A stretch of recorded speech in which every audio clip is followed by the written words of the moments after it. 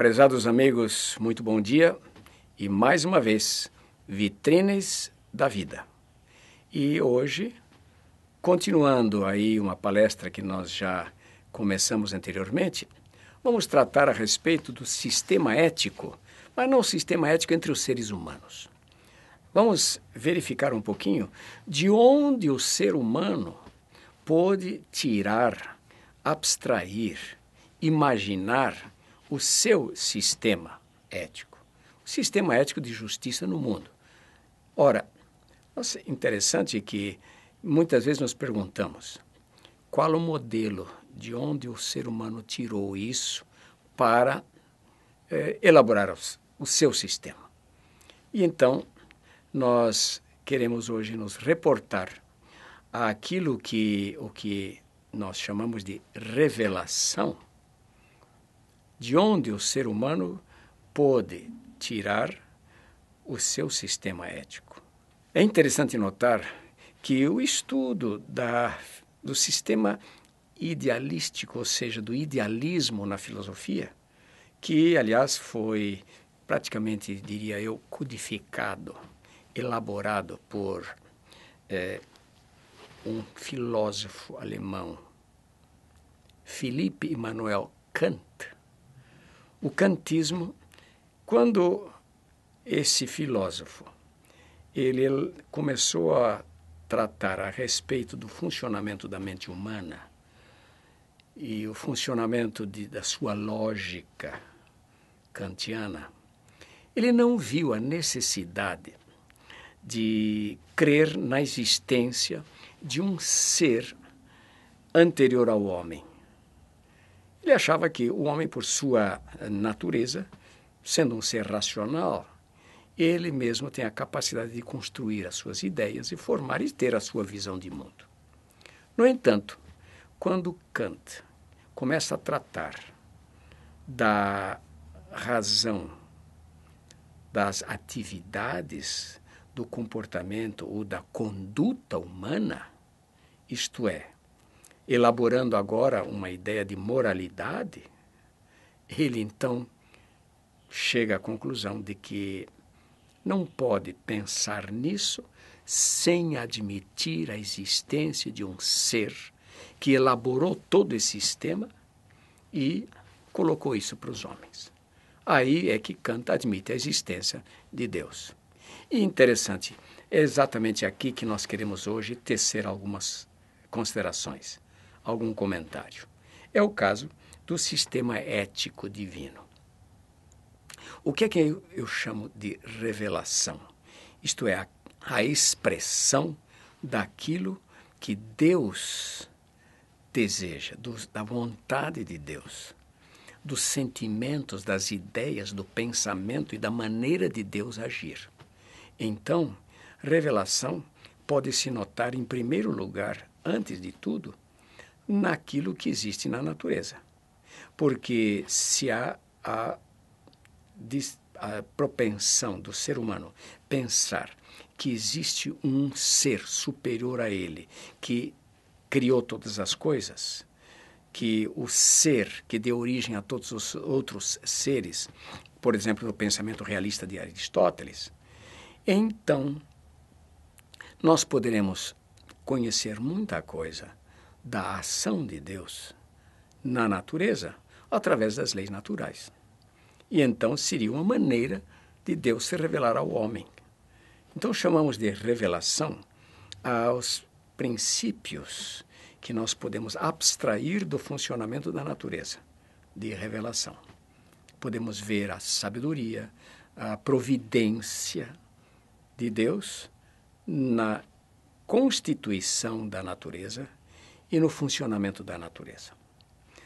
Depois disso, também podemos chamar de revelação aquilo que os cristãos em geral, e eu estou me referindo agora a toda e qualquer religião cristã, que está incluído dentro daquilo que o mundo chama de cristianismo. Porque cristianismo não é somente uma religião. Cristianismo propicia ao homem a elaboração de uma visão cósmica que é um dos significados atuais da palavra filosofia. Então, quando o ser humano inteligente como ele é, ele elabora, ele constrói uma visão de mundo, uma visão de universo, e também nessa visão ele se coloca, ele se vê como um dos elementos que fazem parte desse universo e admite a existência justamente de um ser. E aí vem todo a influência, vamos dizer, influência não, o lugar para a metafísica, um ser que originou todas as coisas e que se comunica com o homem através da palavra escrita. É o que nós chamamos da escritura sagrada. As religiões, vamos dizer, as igrejas, diria eu, cristãs, admitem que esse livro chamado Bíblia, que é um conjunto de 66 livros considerados sagrados, que em parte recebemos da civilização judaica e em parte recebemos da igreja cristã primitiva, estabelecida depois que o seu fundador, Jesus Cristo, segundo a própria Escritura, ressuscitou e foi para o céu como Deus. Então, essa Escritura sagrada também se reconhece como, se aceita como sendo revelação de Deus. E então, aí vem, unindo esses dois elementos, aquilo que podemos apreender do funcionamento da natureza e aquilo que podemos também retirar da Escritura Sagrada, poderemos formar aí, elaborar, ou diria, apreender o sistema ético de Deus. E, em primeiro lugar, o que é que a Escritura Sagrada apresenta? No início, logo no início, a própria palavra do primeiro livro, Gênesis, quer dizer origem. Como foi a origem do nosso planeta? Como foi o início da existência do homem neste planeta? E ainda mais, como é que o homem, que foi um ser criado, foi criado como um ser ético? Isto quer dizer, um ser que esteja sujeito a certas regras de conduta para que ele pudesse exercer exatamente as suas atividades e cumprir com os propósitos, os objetivos para os quais ele foi criado. Então, a própria Escritura Sagrada apresenta como é que o homem surgiu. Depois de criar um ambiente apropriado para o tipo de vida que Deus iria criar e dar ao homem, Deus preparou esse ambiente por meio de um processo de implantar no nosso planeta elementos que propiciassem a possibilidade de vida. Então, nós temos aí a existência da luz, a existência do ar atmosférico, a possibilidade de o indivíduo, nosso planeta, ter água para que a vida existisse, não é? E propiciar os elementos que poderiam servir de nutrição para o homem, que é o caso, por exemplo, da botânica, das plantas, não é? E a criação, aparecimento de animais.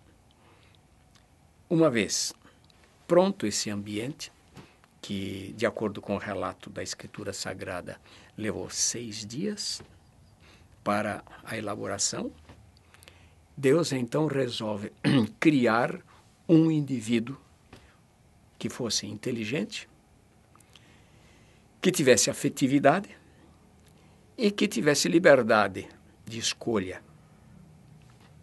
Esse ser denominou-se homem. E a palavra homem tem a sua origem no hebraico. E temos também uma palavra latina para isso. humus, terra. Então, o homem criado a partir de elementos que existem na terra. E o relato sagrado diz que Deus formou, deu forma ao elemento terra. Isto é, elementos que existem na terra foram usados para montar aí, vamos dizer, um boneco, uma carcaça de elementos físicos. E então, diz o relato, Deus soprou, inculcou, introduziu no homem o princípio vital, que na Escritura chama-se espírito, ou seja, fôlego de vida. E o homem passou a ser um ser vivente, uma alma vivente. Agora, estava ali o indivíduo que tem todas as suas competências, capacidades, não é? Vivo. E é interessante que foi formado, elaborado de acordo com um modelo. E a Escritura diz, a nossa imagem e semelhança. O homem, portanto, foi criado, formado do pó da terra, com fôlego de vida, e passou a ser um ser vivente. E esse ser vivente, de acordo com a semelhança e figura, não é? Divina, de Deus. E então, com a capacidade de pensar, não é? De agir, de sentir, amar, tem sentimentos, e a capacidade de escolher. Portanto, poderia desenvolver um caráter ético de escolhas, isto é, escolher de acordo com as regras e leis que estavam estabelecidas no planeta ou contrário a elas. Então aí começa a existência de um ser que pode ser um ser ético.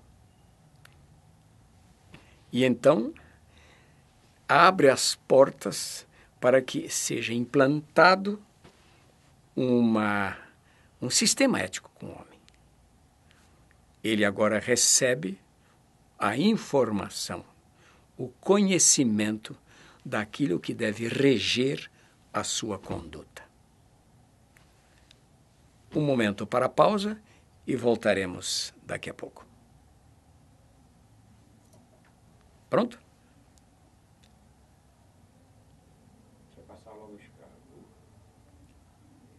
Todo mundo aqui já sabe bicho comercial. Ok.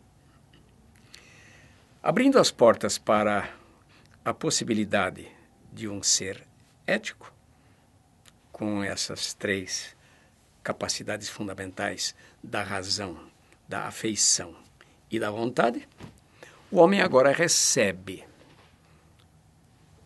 aquilo que nós chamamos de lei, de ordem. Qual foi essa lei? Ora, você é livre para usar de tudo aquilo que existe aqui na natureza. No entanto, há uma restrição a ser feita. E essa restrição, Deus colocou muito claro. Separou uma das árvores lá do jardim. Diz, essa árvore aqui você não vai usar para a sua alimentação. Esta árvore eu reservo para mim. E então, enquanto você não usar desta árvore, você pode usar todas as outras. Você pode comer de tudo. Então, você vai continuar tendo vida. No entanto, no momento em que você deixar de aceitar a minha vontade e transgredir a essa ordem, você vai sofrer as consequências. E a consequência final é morte. O que seria morte? cessação da vida. E é interessante, hoje em dia ainda muitas ideias, muitas teorias fantásticas a respeito de vida e de morte. O homem, ele sabe, ele conhece por experiência própria o que é vida, enquanto ele está vivo. No momento em que cessa a vida e chega a morte, ele não sabe mais o que acontece com ele. Por quê? Porque a ideia dele, os pensamentos dele, o funcionamento da sua mente, das suas afeições, da sua vontade, cessa de existir. Nós aprendemos alguma coisa pela morte dos outros, por experiência, vamos dizer, vicária. Você percebe o que acontece com o outro, mas você não pode estar consciente do que aconteceu com você depois que você morreu, até hoje. É verdade que existem teorias, existem às vezes manifestações, uma porção de explicações que, na realidade, são diferentes, são contrárias e contraditórias ao que a Escritura Sagrada diz. Nós não vamos discutir isso agora, porque é um outro assunto para profunda reflexão. Mas o que nós queremos dizer agora é o seguinte, é que estabeleceu uma regra, uma lei. Deus estabeleceu normas.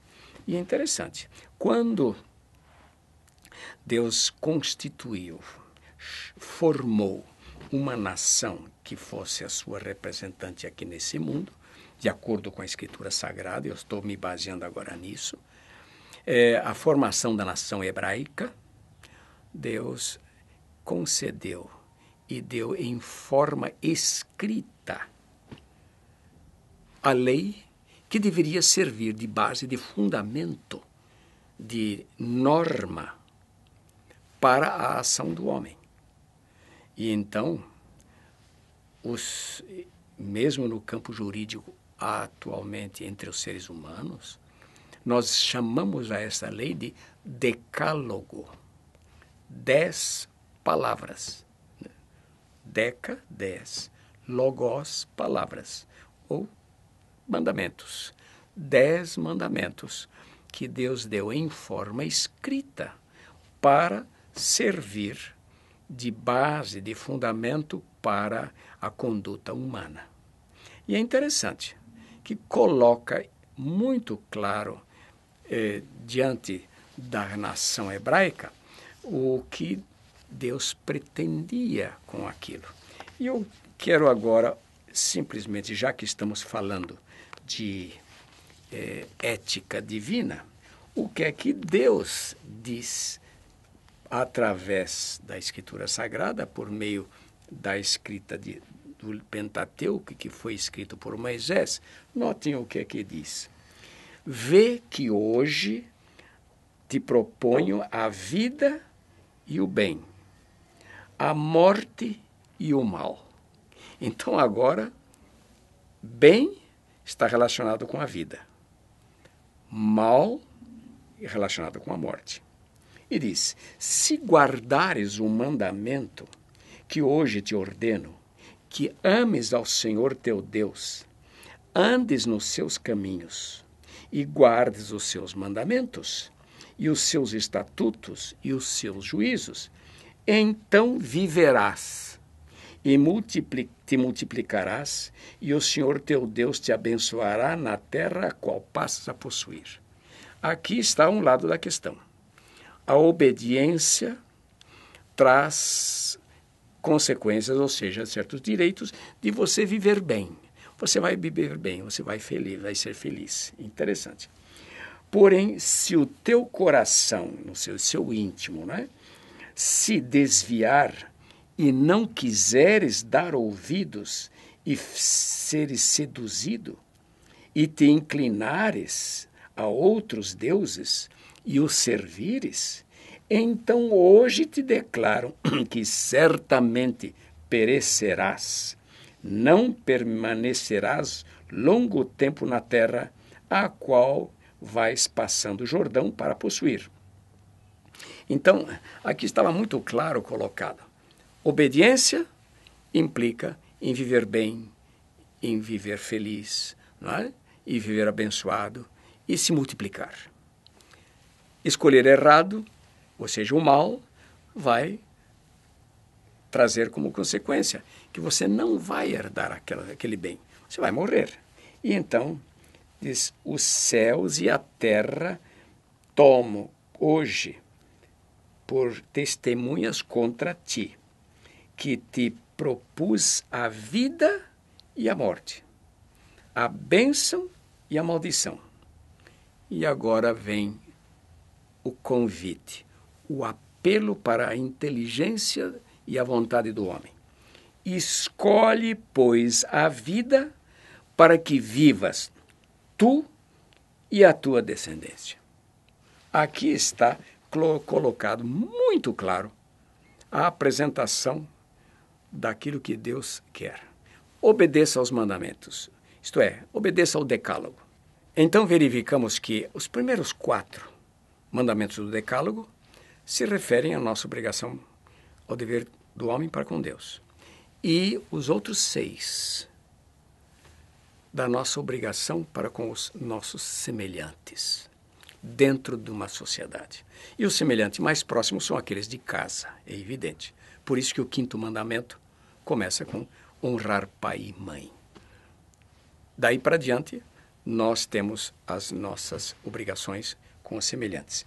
E agora, para estabelecer esse sistema ético, isso implica em haver uma autoridade.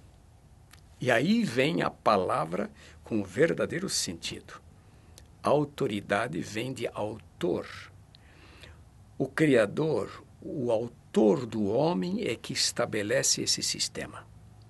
E o homem vai ter que prestar contas a seu autor, a autoridade máxima. É interessante que aqui no mundo ninguém tem autoridade imanente, porque ninguém criou ninguém. A autoridade humana é delegada e cabe à autoridade exercer suas atividades de acordo com a vontade daquele que delegou. E aí, então, vem a base, o fundamento da autoridade é divina, porque ele é que é o autor do homem. Ele, então, vai decidir as coisas. E é interessante que, para verificar se o homem tem culpa ou não dentro desse sistema, deve haver um juízo, deve haver um julgamento. E é interessante, eu gostaria de chamar a atenção dos que nos assistem ao que o apóstolo São Paulo escreveu no livro de Coríntios, capítulo 5, versículo 10. Porque importa que todos nós compareçamos perante o tribunal de Cristo, para que cada um receba segundo o bem ou o mal que tiver feito por meio do corpo. Isto quer dizer, meus prezados amigos, que ninguém escapa.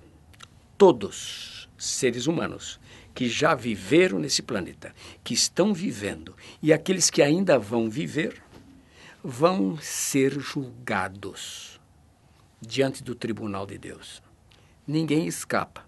E diz aqui, tribunal de Cristo.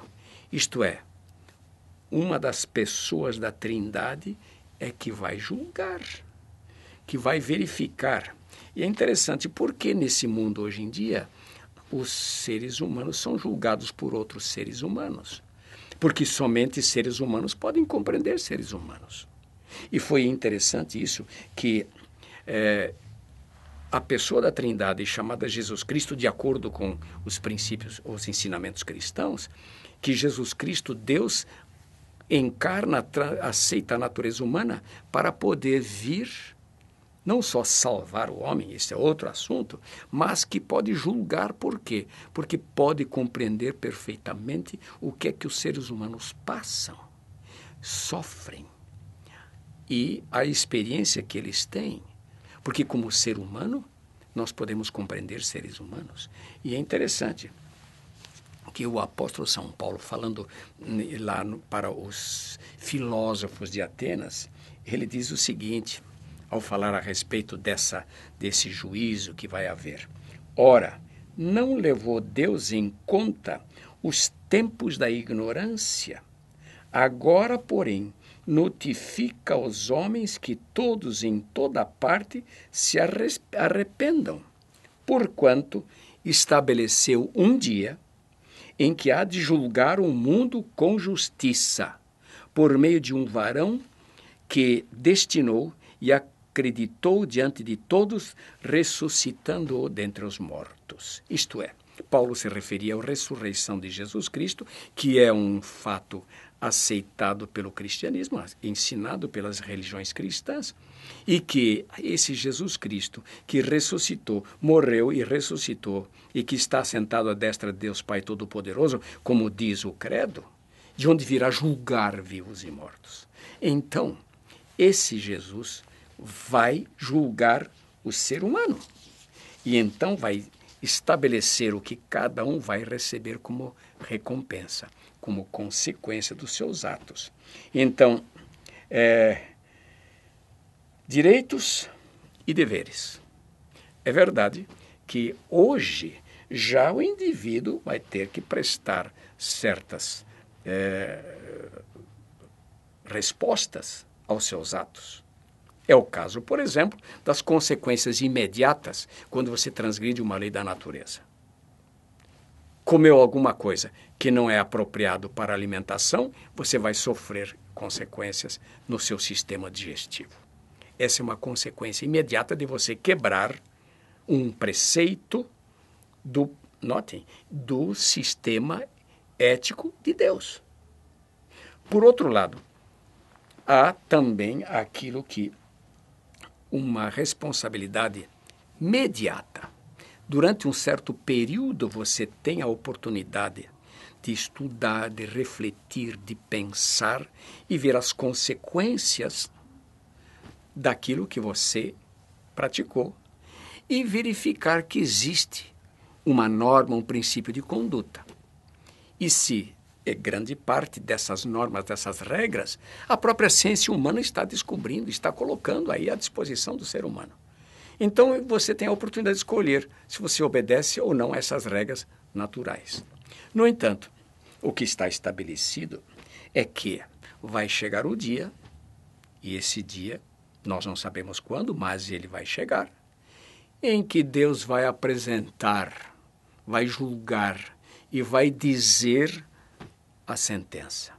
E eu agora quero só apresentar para você a sentença que vai haver para os dois lados. Lados que obedecem e lado que desobedece. Então, notem o que é que diz o relato. Vai chegar o dia, então o rei dirá aos que estiverem à sua direita. Leio em Mateus capítulo 25, verso 34. Vinde, benditos de meu Pai, entrai na posse do reino que vos está preparado desde a fundação do mundo.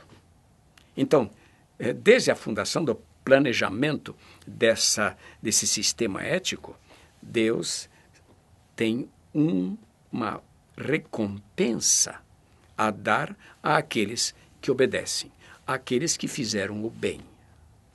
Por outro lado, qual será o resultado, a consequência, a penalidade daqueles que desobedecem? E eu leio agora num outro versículo do capítulo 25, verso 41. Então o rei dirá também aos que estiverem à sua esquerda: apartai-vos de mim, malditos, para o fogo eterno, preparado para o diabo e seus anjos.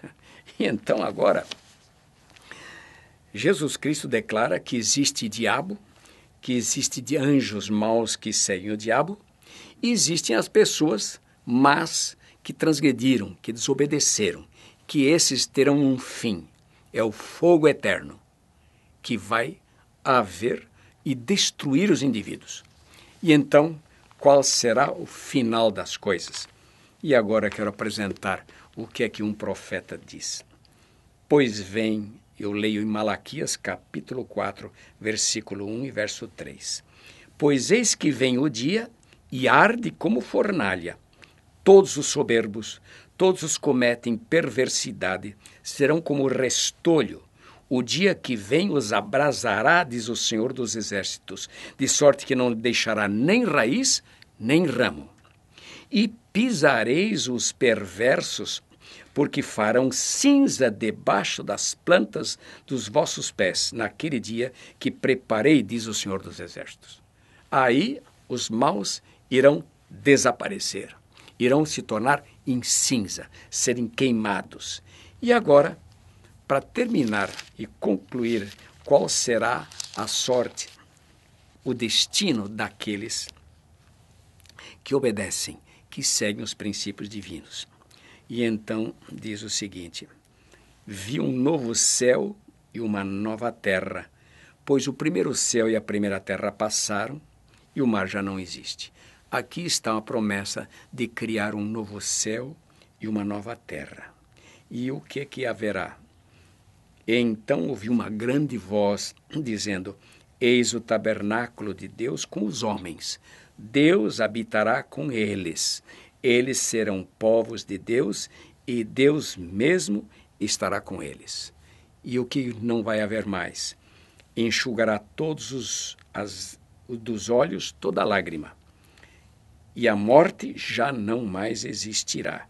Já não haverá luto, nem pranto, nem dor, porque as primeiras coisas passaram. Aí vem, meus queridos, a consequência, o resultado final desse sistema ético. Vida eterna, tudo aquilo que foi causado pelo mal vai desaparecer. E o indivíduo vai agora viver por toda a eternidade com o próprio Deus. Você vai fazer a escolha entre o bem e o mal, entre a vida e a morte. Obrigado pela atenção.